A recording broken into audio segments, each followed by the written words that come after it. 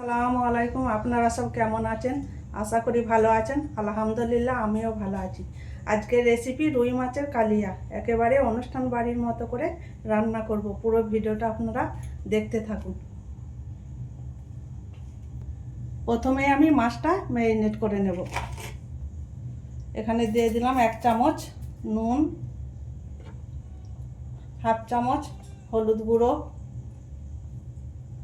আর half চামচ লঙ্কার গুঁড়ো দিয়ে মাছটা আমি ভালো করে মেখে নেব।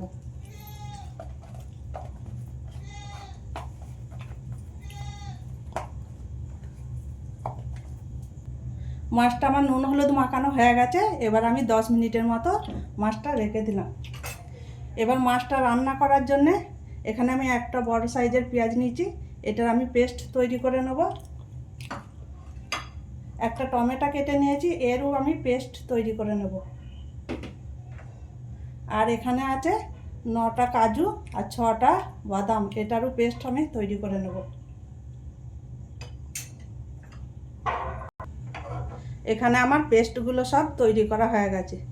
এটা পেঁয়াজটার পেস্ট তৈরি করে নিয়েছি, টমেটোরও পেস্ট তৈরি করে নিয়েছি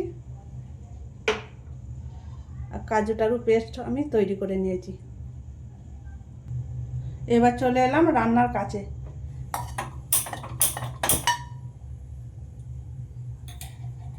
কড়াইটা আমি গরম হতে দিয়ে দিয়েছি।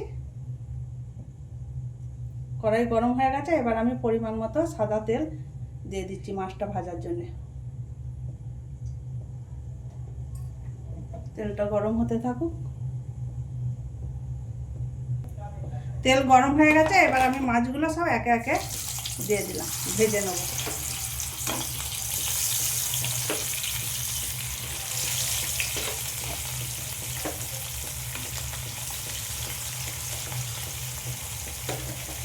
মাছগুলো আমি ফুল আছে লাল লাল করে ভালো করে ভেজে নেব। এক পিঠ ভাজা হয়ে গেছে। এবার আমি ওপর পিঠটা এইভাবে উল্টে দিলাম।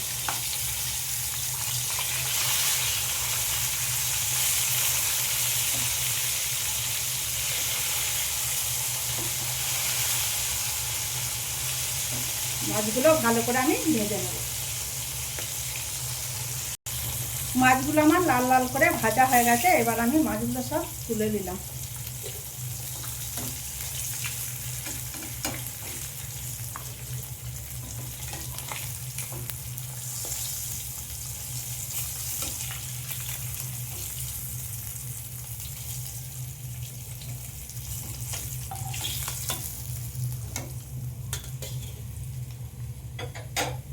মাছগুলো আমার সব ভাজা হয়ে গেছে।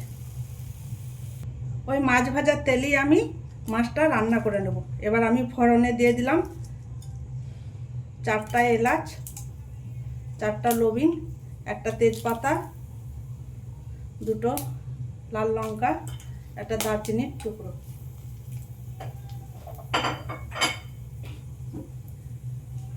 এবার মশলা গরম হয়ে গেছে। এখানে আমি একটা ছোট পেঁয়াজ কেটে রেখেছিলাম লম্বা করে, সেটা দিয়ে দিলাম। দিয়ে আমি 2-3 মিনিটের মতো পেঁয়াজটাকে ভালো করে ভেজে নেব।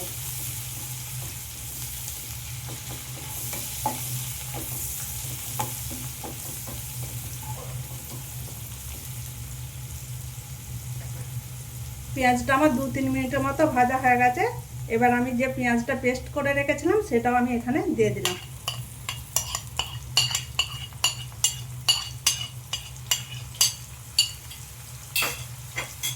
পেঁয়াজটাকে আমি ভালো করে ভেজে নেব। পেঁয়াজটা আমার ভাজা হয়ে গেছে, পেঁয়াজের কাঁচা গন্ধটা চলে গেছে। এবার আমি এখানে 2 চামচ আদা রসুন বাটা দিয়ে দিলাম। দিয়ে আবারও আমি পেঁয়াজের সাথে আদা রসুনটা ভালো করে আমি ভেজে নেব, যাতে করে আদা রসুনের কাঁচা গন্ধটা চলে যায়।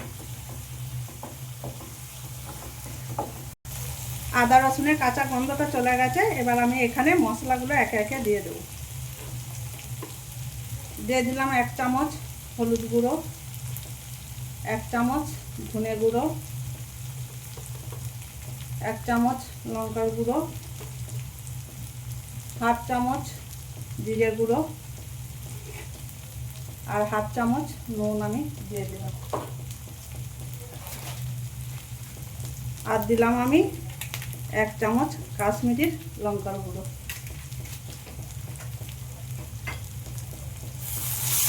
এবার মশলাটা আমি ভালো করে কষিয়ে নেব। মশলাটা নিচে ধরে না যায় তার জন্য আমি সামান্য একটুখানি পানি দিয়ে দিলাম। এবার আমি মশলাটা কষাবো। মশলা থেকে তেল ছেড়ে দিয়েছে। এবার আমি যে টমেটো পেস্টটা তৈরি করে রেখেছিলাম সেটা আমি দিয়ে দিলাম। দিয়ে আবারও আমি মশলার সাথে টমেটো পেস্টটা ভালো করে আমি কষিয়ে নেব।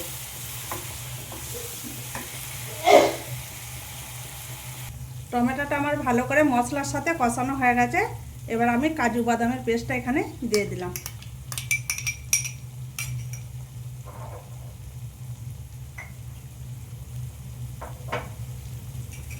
কাজু বাদাম বাটার পেস্টটার সাথে আমি একটুখানি পানিও দিয়ে দিলাম। দিয়ে আবারও আমি ভালো করে কাজু বাদাম বাটাটা মশলার সাথে কষিয়ে নেব।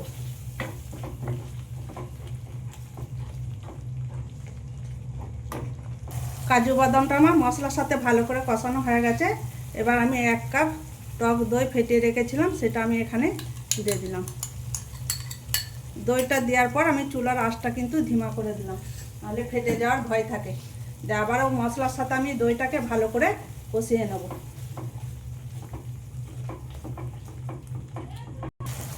দইটা দিয়ে মশলাটা আমার ভালো করে কষানো হয়ে গেছে। এবার আমি এখানে পরিমাণ মতো পানি দিয়ে দিলাম। এই পানিটা দিয়ে আমি ঝোলটাকে ভালো করে ফুটিয়ে নেব।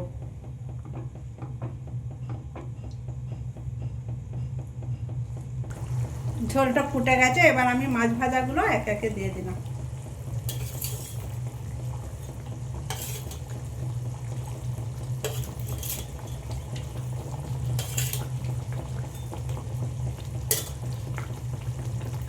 এবার আমি মাছটাকে 5 মিনিটের মতো ঢেকে ফুটতে দিলাম।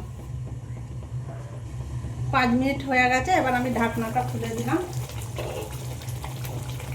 নুন ঝালটা আপনারা আপনাদের স্বাদ মতো দেবেন। এখানে দিয়ে দিলাম 1 চামচ গরম মশলা গুঁড়ো আর ধনেপাতা কুচি।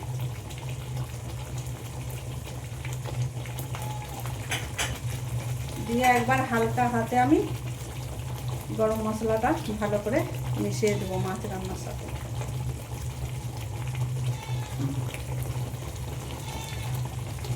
ফাইনালি আমার রুই মাছের কালিয়া তৈরি হয়ে গেছে। এবার আমি গ্যাসটা বন্ধ করে দিলাম। রুই মাছ কালিয়ার রেসিপি ভালো লাগলে আপনারা লাইক, সাবস্ক্রাইব, কমেন্ট করে আর আমার সাথে থাকবেন।